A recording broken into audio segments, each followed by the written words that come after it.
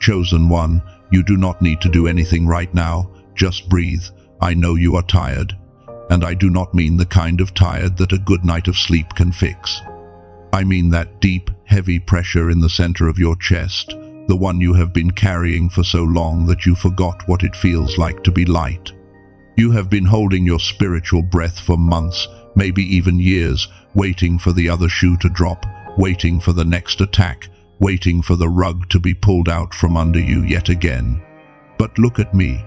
The reason you found this message right now is because a gavel has just come down in the high courts of heaven. The case against you is dismissed. The cycle is broken. Your mind might not believe it yet. It might feel too good to be true because you are so used to the struggle, but your spirit already knows. That shiver you just felt down your spine, that is your confirmation. The war is over. Welcome to your rest. There is a specific reason why this exhaustion you are feeling right now is different from anything you have felt before. It is heavier. It is confusing.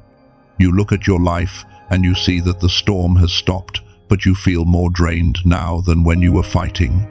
Do not let that scare you. This is not defeat. This is the aftershock of a victory so massive your human mind cannot yet comprehend the scale of it. Listen closely.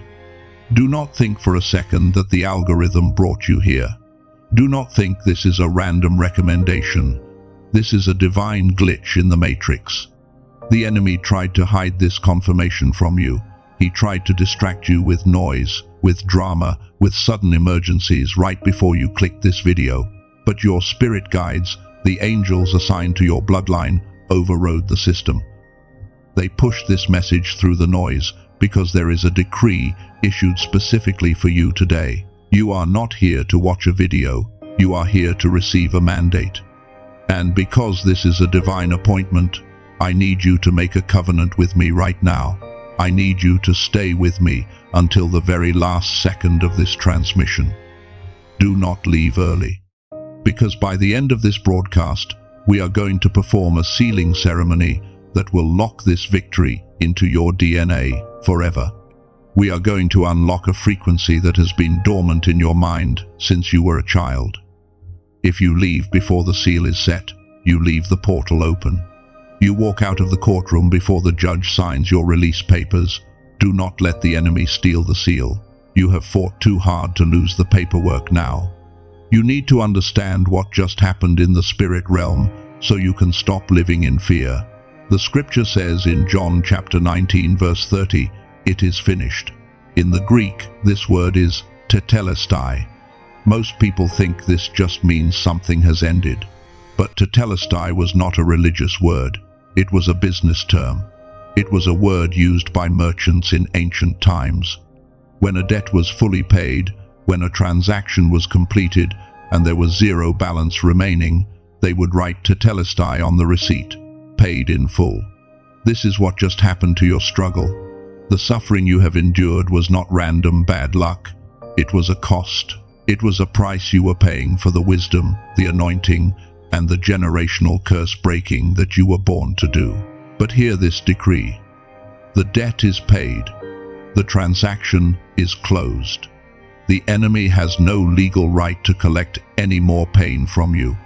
But here is where the danger lies. Here is why you feel so exhausted. Even though the debt is paid, you are stuck in a trauma loop. You are suffering from spiritual PTSD. You are standing in the middle of a peaceful field, but your body is still reacting as if you are in the trenches. You wake up at 3 a.m. with your heart racing, scanning the room for a threat that is not there. You get a text message and your stomach drops before you even read it. You have a good day, and immediately a voice in your head whispers, "Watch out. Something bad is about to happen to balance this out." You are waiting for the other shoe to drop. You are addicted to the chaos, not because you like it, but because it is familiar. Peace feels dangerous to you. Silence feels suspicious to you. You are like a soldier who has come home from war, but you are still sleeping with your boots on and a knife under your pillow. This is why the prophet Nahum wrote in chapter 1 verse 9, "Affliction shall not rise up a second time." This is the promise I am stamping over your life today.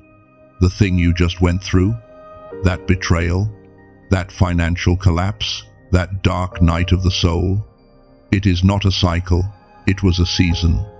And that season is dead. It shall not rise up a second time. But you, chosen one, you are trying to protect yourself by staying hypervigilant. You think that if you relax, the enemy will sneak up on you. So you stay tense. You keep your shoulders up to your ears. You clench your jaw even when you are sleeping. And this constant state of fight or flight is draining your spirit. It is blocking the blessing from landing. You are acting like a guard at a gate that the king has already locked.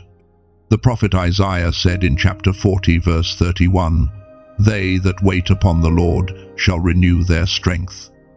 But let me tell you what the word wait really means in the original Hebrew. It is the word kavah. It does not mean sitting around looking at your watch. Kavah means to bind together like a rope. It means to twist and entwine. To wait on the Lord means to wrap your spirit around His Spirit so tightly that you become one strong cord. When you do that, you do not just get your energy back, you exchange your weakness for His omnipotence. The reason you are exhausted is that you have been waiting in anxiety, not waiting in kavah. You have been waiting for the enemy to attack instead of entwining yourself with the victory that has already been won. So, let me close the loop on why you feel this strange exhaustion. You are not weak, you are withdrawing. Your body is withdrawing from the addiction to stress chemicals. You are detoxing from the cortisol that has been pumping through your veins for years. That heaviness you feel, that is the weight of your armor. You have been wearing heavy spiritual armor for so long that now that the war is over, your body feels strange without the weight.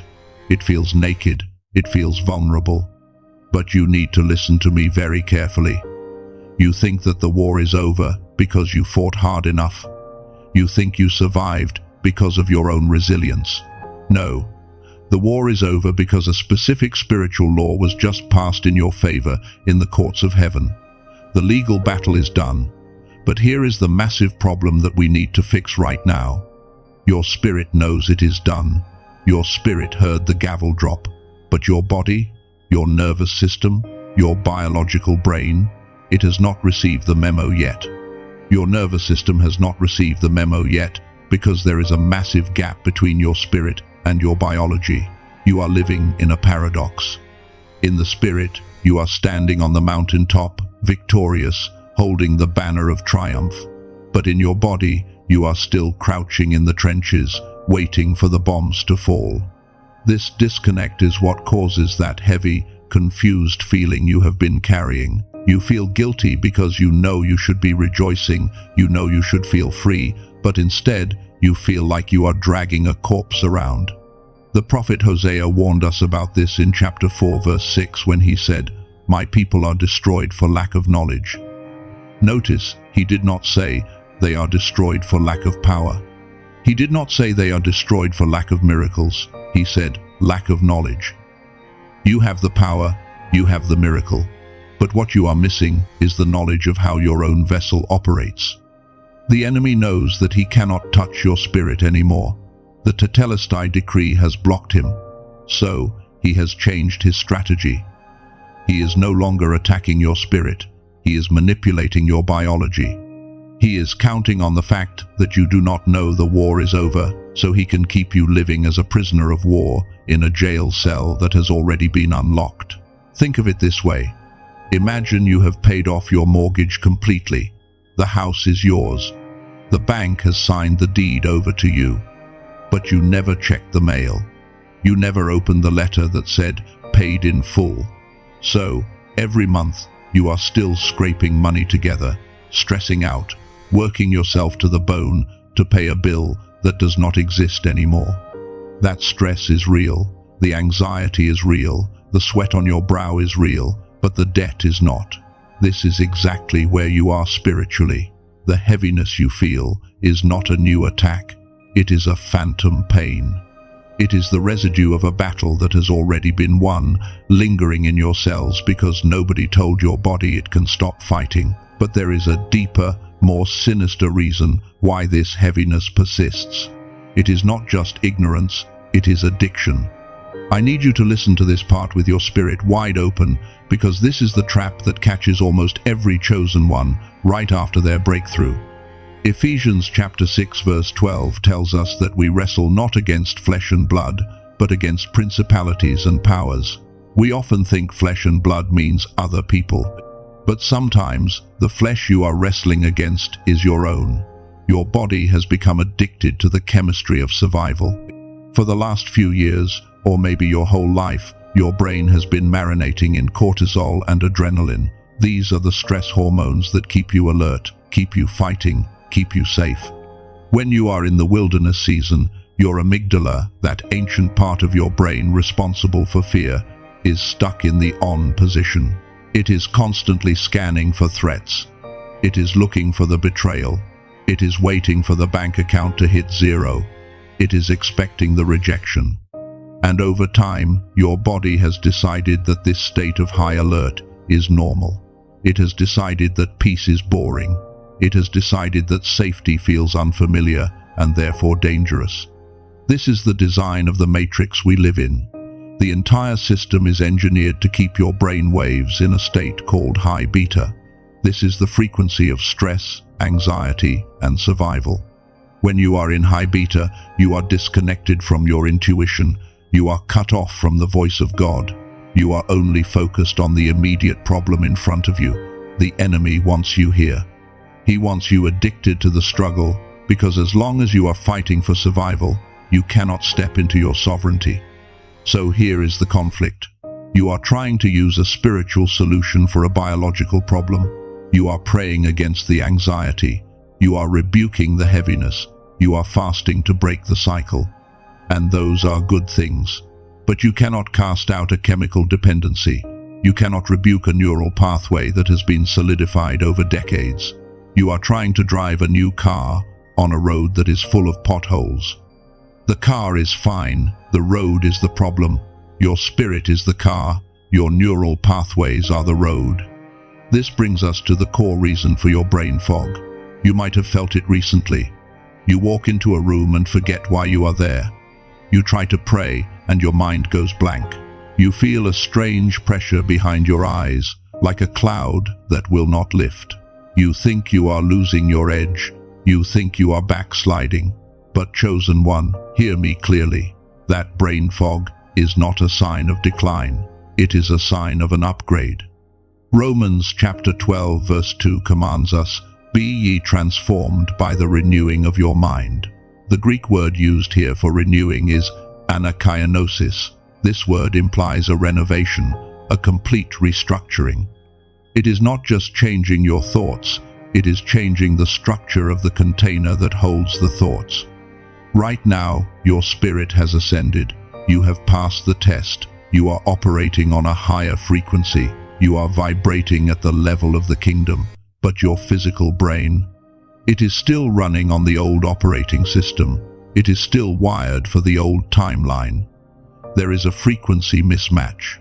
Your soul is trying to download 5D wisdom into a 3D processor, and your system is lagging. The brain fog is the friction of that upgrade. It is the heat generated when a high voltage current tries to flow through a low voltage wire. So if the debt is paid, why do you feel heavy? Because your biology is lagging behind your theology. You are a new creature in an old habit. You have the software of a king installed on the hardware of a slave. And until you upgrade the hardware, until you retune your physical brain to match your spiritual reality, you will always feel this drag. You will always feel like you are walking through water. The ancient prophets and mystics understood this dilemma. They knew that to hold the glory of God, they had to change their physical vessel. That is why they would go into the desert for 40 days.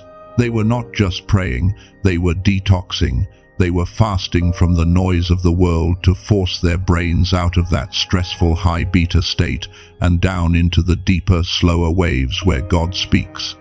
They spent weeks rewiring their minds to handle the weight of their calling. But you do not live in the desert. You live in a world of constant noise, demands, and distractions. You do not have 40 days to disappear into a cave, and God knows that. He knows the timeline we are in. He knows the urgency of this hour.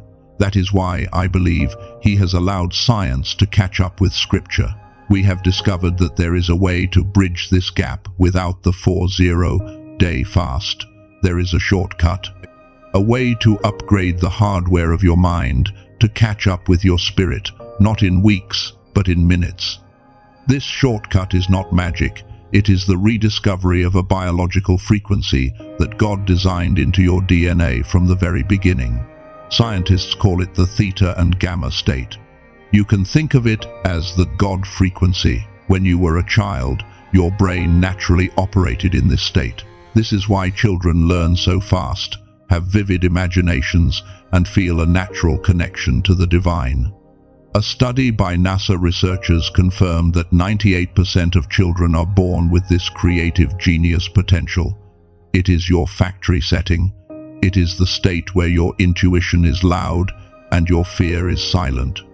But as you grew up, the world got in the way. The stress of school, the pressure of jobs, the trauma of heartbreaks, and the constant noise of the matrix suppressed this natural frequency. Your brain switched from the flow of theta to the stress of high beta. You did not lose the ability, it just went dormant. It shriveled up like a muscle that has not been used in decades. And this is exactly what the ancient prophets and psalmists understood, even if they did not have the scientific terms for it. Look at 1 Samuel chapter 16 verse 23. It says that when the evil spirit from God came upon King Saul, David would take a harp and play it with his hand. Then Saul would become refreshed and well, and the evil spirit would depart from him. Notice what happened here. David did not preach to Saul. He did not argue with Saul. He used sound. He used a specific frequency to bypass Saul's conscious mind and retune his spirit. The harp was not just an instrument. It was a piece of spiritual technology. The sound rearranged the atmosphere and forced the heaviness to leave. This is what you have been missing. You have been trying to fight a frequency war with logical weapons. You have been trying to think your way out of a feeling. But to truly align your biology with your theology, you need to retune the instrument of your mind. And this brings us to the missing piece of your breakthrough. There is a modern sound technology developed based on that same NASA research called the Genius Wave. It is designed to do exactly what David's harp did, but faster and deeper. It uses advanced brainwave entrainment to gently guide your brain out of that stressful survival mode high beta state and back into the deep restorative theta and gamma zones. It connects the disconnected parts of your mind. It clears the fog. It wakes up the dormant genius that the world tried to beat out of you. And here is the most important part. You do not have to become a monk to access it. You do not need to sit on a mountaintop for hours. The ritual is simple because God's yoke is easy and His burden is light. It takes just 7 minutes a day. That is it. 7 minutes to undo decades of programming. 7 minutes to convince your nervous system that the war is actually over. Psalm 46 verse 10 gives us the instruction for this ritual. Be still and know that I am God. The Hebrew word for be still is rapha.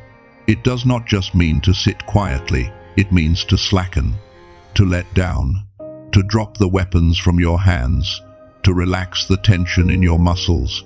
It means to stop striving. So here is your new activation ritual. I want you to imagine doing this starting tomorrow morning. You put on a pair of headphones, you find a quiet corner, you close your eyes, and for 7 minutes, you listen to this sound technology. You let the frequency wash over you. You practice rapha. You let your shoulders drop. You let your jaw unlock. You do not try to pray. You do not try to figure out your problems. You just let the sound do the work. You let the frequency retune your neural pathways back to the factory setting of a child of God. As you listen, you are physically bridging the gap. You are telling your amygdala, we are safe now. You are telling your nervous system, the Tetelestai decree is real. You are manually installing the upgrade that your spirit has already received. And when you finish those 7 minutes, you will open your eyes and feel something you have not felt in a long time. Silence. The internal screaming will stop. The frantic scanning for threats will cease. In Mark chapter 4 verse 39, Jesus stood up in the boat during the storm and said, "Peace, be still." And the wind ceased, and there was a great calm. This ritual is your way of speaking peace. Be still to the storm inside your own head. It is how you claim your sovereignty over your own biology. Now, pause and feel the weight of what you possess right now. You have the diagnosis. You know it is spiritual PTSD. You have the decree. You know the debt is paid in full. And now you have the tool, the genius wave technology to rewire your mind and seal the victory in your body. You are standing at the summit. The view is clear. The heavy burden is lifting off your shoulders. You can finally see the horizon of the new season that God has prepared for you. It feels like the hard work is finally done. It feels like you can finally just walk into your blessing. But hold on, do not move yet, because right here, in this moment of relief, is where most chosen ones lose everything they just gained. There is a silent saboteur living in your subconscious mind. He has been there for years, hiding in the shadows of your trauma, and he is terrified of this new light. He knows that if you actually walk in this new frequency for more than 24 hours, he will die. So he is planning a counterattack. Not a demon from hell, but a mechanism from within your own history. He is going to try to make you reject this blessing before the sun goes down tomorrow. And if you do not recognize his face right now, you will open the door and let him right back in. The silent saboteur living in your subconscious mind is not a demon. It is not a generational curse. It is not a witch casting spells on you. The saboteur is you. Or to be more specific, it is your own fear of happiness. Psychologists call this cherophobia. It is the irrational belief that if you let yourself be truly happy, if you let your guard down and enjoy the peace, something terrible will happen to punish you for it. You have been in survival mode for so long that your identity has become wrapped around the struggle. You do not know who you are without a crisis to solve. You do not know how to function without a battle to fight. Peace feels empty to you. Silence feels like abandonment to you. And this is the trap. You feel safer in the chaos because the chaos is predictable. You know how to handle pain. You are an expert at pain. But joy is unpredictable. Joy feels vulnerable. And your subconscious mind hates vulnerability. This is exactly what happened to the Israelites in the wilderness. Look at Numbers chapter 13, verse 33. When the spies went into the promised land, they came back and said, "We saw the giants there, and we were in our own sight as grasshoppers." Notice that the giants did not call them grasshoppers. They called themselves grasshoppers. The enemy was not the problem. Their self-perception was the problem. They were standing on the border of their breakthrough, looking at the milk and honey, but their internal identity was still stuck in slavery. They were free on the outside, but they were still captives on the inside. And you do the exact same thing. God sends you a blessing, and you sabotage it because you do not feel worthy of it. You get the money, and you panic and spend it on emergencies. You meet the right person, and you push them away because you are waiting for them to hurt you.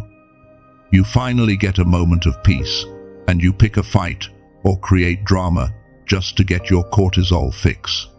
You are addicted to the struggle. You are in love with your own chains because they are the only things that have ever held you close. We need to perform a surgery on this right now. We need to have a conversation with that old version of you. I want you to visualize that version of yourself, the one who survived the trauma, the one who built walls to protect you. That version served a purpose. They kept you alive, but they cannot take you into the promised land. Exodus chapter 16 verse 3 is one of the saddest verses in the Bible. The children of Israel said, "Would to God we had died by the hand of the Lord in the land of Egypt, when we sat by the flesh pots, and when we did eat bread to the full." They were literally praying to go back to slavery, because at least in slavery, they knew they would get fed. They preferred the certainty of bondage over the uncertainty of freedom. You are standing at that same crossroad. Part of you wants to go back to the familiar pain. It is whispering to you right now. It is saying, "It is too quiet here. This is boring."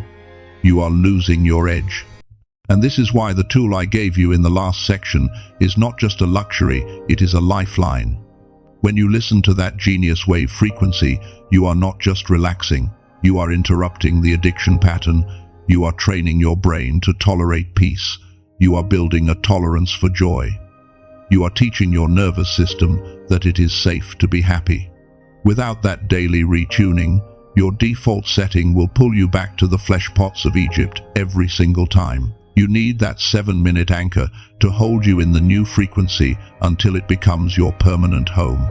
So here is the framework for the identity shift. This is how we move you from victim to victor, from the grasshopper to the giant slayer. Step 1 is the acknowledgement. You have to admit that you are afraid of the good things. You have to stop blaming the devil for the doors you are closing yourself. Say it out loud. I am scared of how good this can get. Step 2 is the pattern interrupt. This is where you use the sound technology.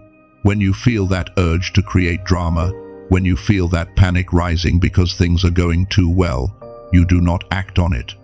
You put on your headphones, you listen to the frequency. You let the theta waves calm the frantic child inside you. You use the tool to bridge the gap between your panic and your peace. Step 3 is the conscious choice. Isaiah chapter 43 verses 18 and 19 says, "Remember ye not the former things, neither consider the things of old. Behold, I will do a new thing." God is saying, stop looking at the rearview mirror. You cannot drive forward if you are staring backward. You have to consciously choose to identify with the new thing. When the old thoughts come, you say, "That was the old me. That version of me is dead. I am the new creation." This is the hardest work you will ever do. Fighting demons is easy compared to fighting your own comfort zone, but you have the diagnosis, you have the decree, you have the tool. And now you have the truth about who has been sabotaging you. You have aligned your spirit, your biology, and your identity. The internal civil war is over. You are aligned. But now that you are finally whole, now that you are finally standing tall and not fighting yourself, you have become a threat to the external world in a way you never were before. The enemy sees that you have stopped sabotaging yourself, and he is terrified. He knows he cannot use you against you anymore. So, he has to change his tactics. He cannot stop you from the inside, so he is going to try one last desperate attempt to stop you from the outside. He has prepared 3 final tests. These are not punishments, they are graduation exams. And they are coming for you in the next 40 days to see if this shift is real or if it is just a phase. The moment you shift your identity, you become a threat. The enemy sees that you have stopped sabotaging yourself, and he knows he can no longer use your own internal programming against you. He has lost his inside man, so now he must change his strategy from covert manipulation to overt confrontation. He is going to launch 3 specific tests in the next 40 days. These are not random bad days. These are calculated strategic maneuvers designed to see if your new identity is solid, concrete, or just wet cement. If you do not recognize these tests for what they are, you will think you have failed. You will think the breakthrough was fake. But if you see them coming, you will realize they are actually confirmation that you have graduated.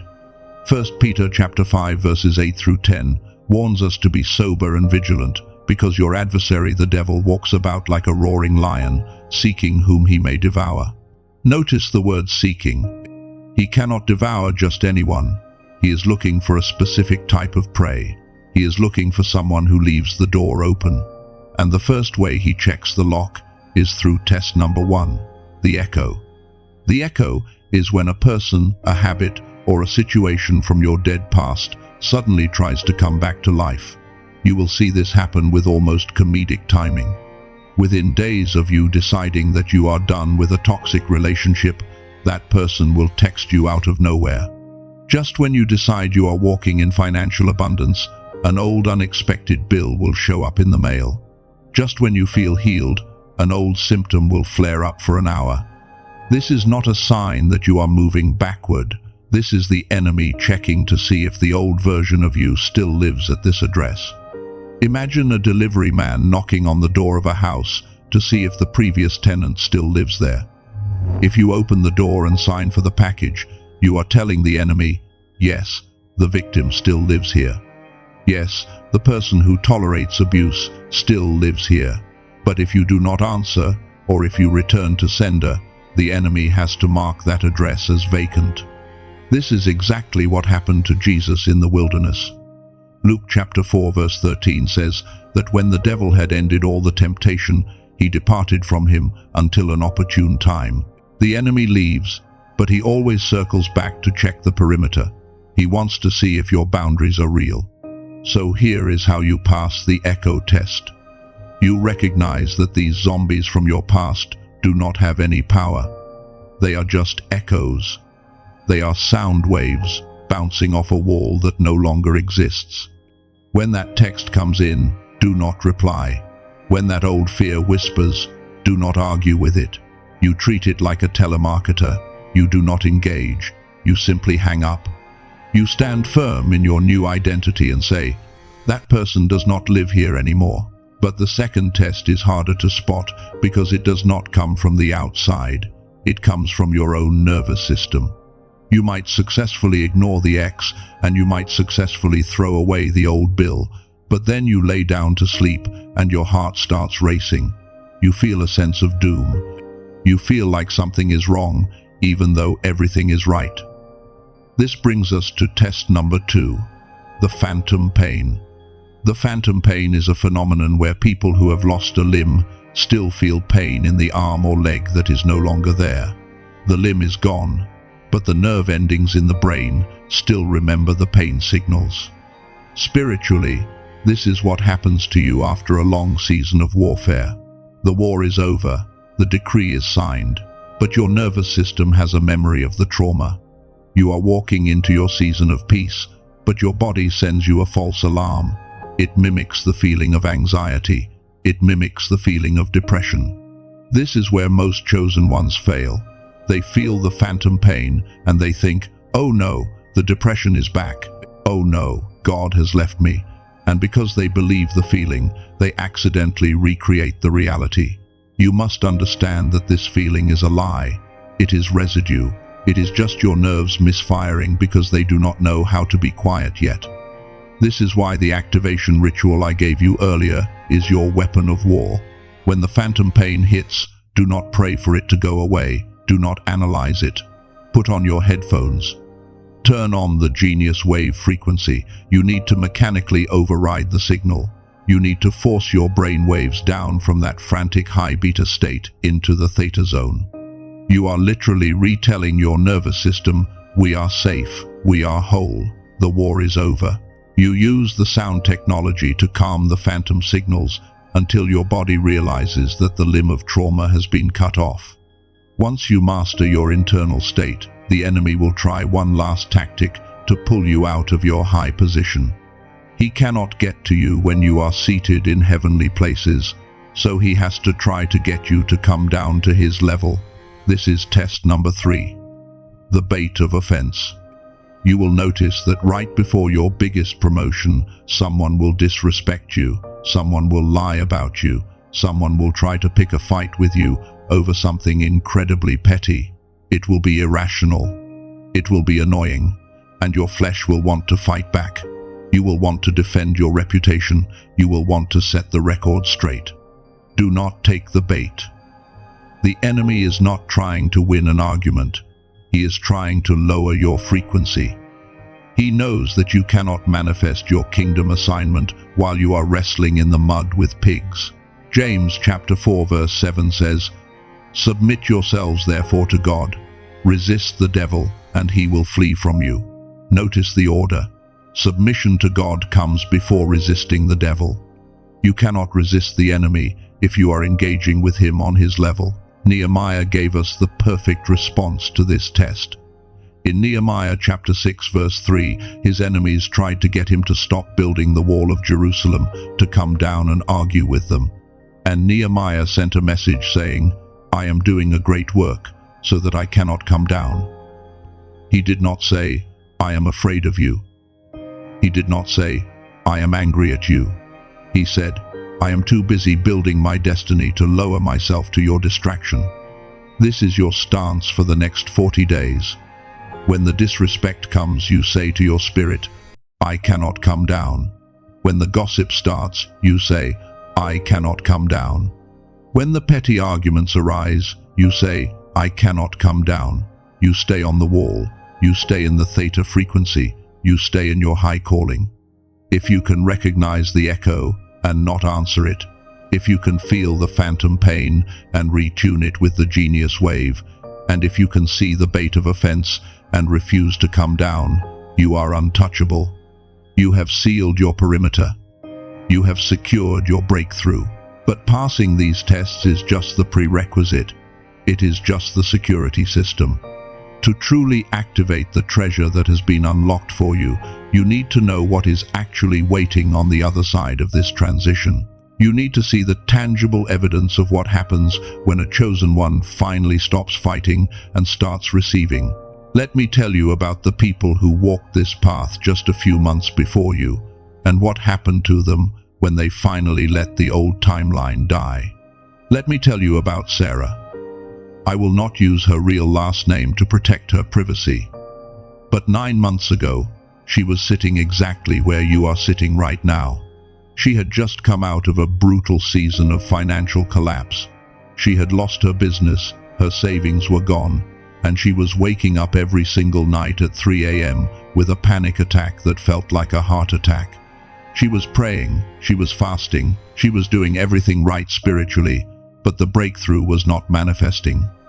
She felt like God had forgotten her address. But then she realized what I just taught you. She realized that while her spirit was asking for abundance, her nervous system was addicted to scarcity. She was broadcasting a frequency of desperation, and the universe was mirroring it back to her. So she made a radical decision. She stopped begging God for money. She stopped engaging with the phantom pain of her bank account. Instead, she committed to the identity shift. Every morning, before she looked at her phone, before she checked her bills, she put on her headphones and spent 7 minutes with the Genius Wave technology. She forced her brain to downshift from the panic of high beta into the flow of theta. For the first week, nothing happened on the outside. In fact, things got quieter. The echo test came. An old business partner offered her a shady deal to make quick cash. She refused. She stayed in her frequency. And then, on day 21, the shift happened. It was not a lottery win. It was a download. She was sitting in silence when an idea for a new service dropped into her spirit. It was simple. It used skills she already had. But the strategy was so clear it felt like she was remembering it, not inventing it. She launched it the next day. Within 90 days, she was debt-free. Not because she worked harder, but because she was finally broadcasting a signal that could receive the blessing. This brings the scripture in Habakkuk chapter 2 verse 3 to life in a new way. It says, "For the vision is yet for an appointed time, but at the end it shall speak and not lie. Though it tarry, wait for it, because it will surely come." The Hebrew word for tarry here is maha, which means to question or to hesitate. The vision was not hesitating, Sarah was. Her frequency was hesitating.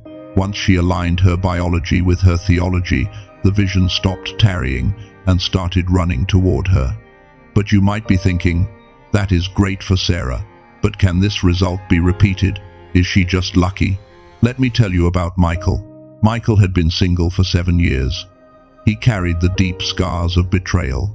He had spiritual PTSD so bad that every time he met someone new, his body would go into fight or flight. He projected his past onto his present. He was lonely, but he was terrified of connection. He was stuck in the loop. Michael started the same protocol. He used the 7-minute ritual not to get a spouse, but to heal his own nervous system. He wanted to feel safe inside his own skin again. He stopped dating. He stopped swiping. He focused entirely on retuning his amygdala to accept peace. He did this for 40 days. On day 42, he went to a coffee shop, not looking for anyone. He met a woman there. They spoke for 10 minutes, and for the first time in 7 years, he did not feel the phantom pain. He did not feel the urge to run. His nervous system was calm. He was able to see her clearly, not through the lens of his trauma. They are married today. Michael experienced the promise of Joel chapter 2 verse 25, "I will restore to you the years that the locust hath eaten." The word restore here is shalom. It means to make whole or to pay back. God did not just give Michael a relationship, he gave him a shalom relationship, one that paid him back for the 7 years of loneliness with a depth of connection that most people never find in a lifetime. These are not accidents. This is a law. It is the law of resonance. When you change the station, you change the music. When you change the frequency of your mind, using the tools God has provided, you change the reality that is allowed to enter your life. Galatians chapter 6 verse 9 promises, "And let us not be weary in well-doing, for in due season we shall reap, if we faint not." The genius wave is how you stop fainting. It is how you keep your mind from growing weary while your spirit waits for the harvest. So, what does your immediate future look like? I want to map out the next 40 days for you so you know exactly what to expect. I want you to create a mental calendar right now. Week 1 is the detox. This is going to be the physically hardest week. As you start using the sound technology and refusing the old thoughts, your body might rebel. You might have vivid dreams. You might feel unusually tired as your brain rewires itself. You might feel irritable. Do not stop. This is the fever breaking. This is the addiction leaving the body. Week 2 is the clarity. The brain fog will lift. It will happen suddenly. You will wake up one morning and realize the static noise in your head is gone. You will be able to focus. Scripture will jump off the page at you. You will hear God's voice in high definition again. Week 3 is the alignment. This is when the tests usually show up. The echo, the phantom pain, the bait of offense. But because you are clear, you will spot them instantly. You will not react. You will respond. You will feel a deep, unshakable peace, even if the circumstances haven't fully changed yet. This is the huparecho peace, the peace that towers over understanding.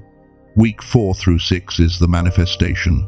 This is when the internal reality pushes out into the external world. This is when the phone rings. This is when the check arrives. This is when the apology comes. This is when the new door opens. It will happen fast. It will happen so naturally that you will almost miss it if you are not looking. You have the map. You have the diagnosis. You have the scientific tool to retune your mind. You have the spiritual decree to silence the enemy. You have the timeline of what is coming. You have everything you need to break this cycle forever. But there is one thing missing. Without this one final piece, all of this remains just information. It remains a theory. To make it reality, to burn it into the fabric of your destiny so that no devil in hell can erase it, we need to seal it. We need to perform the act of commissioning. I need you to shift your posture right now. If you are lying down, sit up. If you are sitting, stand up. If you are driving, grip the wheel with a new authority. We are about to enter the Holy of Holies. We are about to sign the contract. We are about to close the door on the past so tight that it can never be opened again. Stand up in your spirit. We are about to close this seal. If you are in a place where you can stand, get on your feet right now. If you are driving or cannot stand, sit up straight and pull your shoulders back. Put your right hand over your heart. This is not a request. This is a coronation. You are shifting your posture from the crouch of a victim to the stance of a victor. You are physically signaling to the spirit realm that you are ready to carry the weight of what I am about to place on you. In Isaiah chapter 22, verse 22, God says, "The key of the house of David will I lay upon his shoulder, so he shall open, and none shall shut, and he shall shut, and none shall open." I am laying that key on your shoulder right now. This is the authority to close the door on the trauma loop and open the door to the timeline of abundance. What we are about to speak in the next few minutes will change your DNA. It will rewrite your history. It will override the programming of the Matrix. Do not be passive. Receive this like a soldier receiving a direct command from the general. Father, we come before you in the mighty name of Yeshua. We stand under an open heaven. We stand on the finished work of the cross. We acknowledge that the atmosphere in this room has shifted. We acknowledge that the old season has expired. We acknowledge that every person hearing my voice right now was chosen before the foundations of the earth for this specific moment of transition. Father, you have seen them. You saw them in the nights of terror when they thought they would lose their minds. You saw them when the enemy tried to sift them like wheat. You saw them holding on to the hem of your garment when everything else was falling apart. But they are still here. They did not quit. They did not curse you and die. They stood. And because they stood, you are releasing the harvest of the remnant. I seal this work right now by the power of the Holy Spirit. According to Matthew chapter 18, verse 18, whatever we bind on earth is bound in heaven, and whatever we loose on earth is loosed in heaven. I bind the spirit of trauma. You have no legal right here anymore. The debt is paid. I bind the spirit of fear and the addiction to cortisol. Loose this mind right now. I bind the echo, the phantom pain, and the bait of offense. You are exposed, and you are powerless. I seal the revelation of the Tetelestai decree. It is finished. I seal the identity shift. The victim is dead. The king is alive. I seal the activation of the genius wave frequency. As they use this sound technology, let it be the hammer that breaks the rock. Let every 7-minute session be a brick in the wall of their new destiny. I sanctify that tool right now. Let it be a weapon of mass reconstruction for their nervous system. Let it tune them so perfectly to your voice that the frequency of the enemy can never touch them again. I decree that the door described in Revelation chapter 3 verses 7 and 8 is now open before you. Look at it. It is a door that no man can shut. No hater can shut it. No economy can shut it. No past mistake can shut it. I decree that within the next 40 days, you will see the physical manifestation of this spiritual shift. I decree that the resources you need are looking for you right now. I decree that the relationships that drained you are being severed, and the divine connections that will feed you are being magnetized to your new frequency. I decree that your sleep will be sweet. I decree that your mind will be sharp. I decree that you are walking out of the wilderness and into the land of giants, but this time you are the one the giants are afraid of. Now, chosen one, I need your signature on this contract. God is asking you one final question. Are you ready to stop suffering and start ruling? Are you ready to steward the blessing you have been begging for? If your answer is yes, open your mouth and say it out loud right now. Say, I am ready. Say, I receive it. Say, it is sealed. Let that vibration hit the air. Heaven heard that. The angels have recorded it. The enemy has witnessed it. You cannot go back now. You have crossed the line of no return. The old version of you is gone. The new version of you is activated, anointed, and appointed. The Lord bless you and keep you. The Lord make his face shine upon you and be gracious to you. The Lord lift up his countenance upon you and give you peace. This is the Shalom peace, the peace that nothing is missing and nothing is broken. Go now. You are not dismissed from a video. You are dismissed from your holding pattern. You are released from the waiting room. Walk in your authority. Use your tools. Guard your frequency. And when the enemy tries to remind you of your past, you remind him of this moment. You remind him of the seal. Do not say amen yet. I want you to sit in this silence for 60 seconds after my voice stops. Let the weight of glory settle into your bones. Let the rewiring complete itself. Feel the shift. It is done.